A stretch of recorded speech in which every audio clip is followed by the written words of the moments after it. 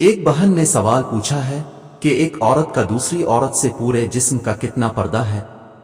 معاملہ کچھ یوں ہے کہ نند اور بھابھی کے اچھے تعلقات تھے، کوئی لڑائی جھگڑا کچھ بھی نہیں تھا۔ اچانک سے ایسا مسئلہ پیش آ جاتا ہے کہ جب بھابھی غسل کے لیے جاتی ہے تو غسل خانے سے پہلے ڈریسنگ روم ہے جس میں الماری اور سامان وغیرہ موجود ہے، نند وہاں نہ جانے کس مقصد کے لیے چھپ کے بیٹھتی ہے اور بھابھی کو معلوم نہیں ہوتا، پھر اچانک سے چادر وغیرہ ہلتی ہوئی دیکھتی ہے جس سے معلوم ہوتا ہے کہ کوئی موجود ہے۔ دیکھنے پہ معلوم ہوتا ہے کہ نند موجود ہے۔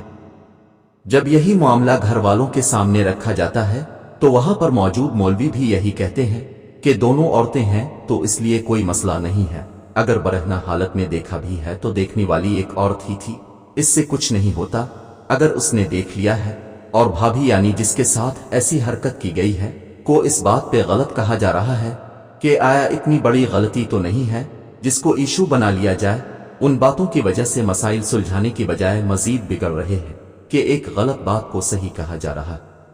اب سے درخواست ہے کہ شریعت کی روشنی میں بتائیے کہ ایک عورت دوسری عورت کو بغیر ضرورت کے اور یوں پلاننگ کے تحت برہنہ حالت میں دیکھ سکتی ہے؟ میرے پیاری بہن، صورت مسئلہ میں اگر واقعی بیان کردہ واقعہ درست ہے کہ نند نے بھابھی کو چھپ کر برہنہ حالت میں قصدنہ دیکھا ہے تو شرعی طور پر یہ قبیح فعل ہے، کیونکہ ایک مسلمان عورت کے لیے دوسری عورت یعنی چاہے مسلمان ہو یا مسلمان نہ ہو کہ ناف اور گھٹنے کے درمیانی حصے کو بلا شدید ضرورت کے دیکھنا نہ صرف حرام ہے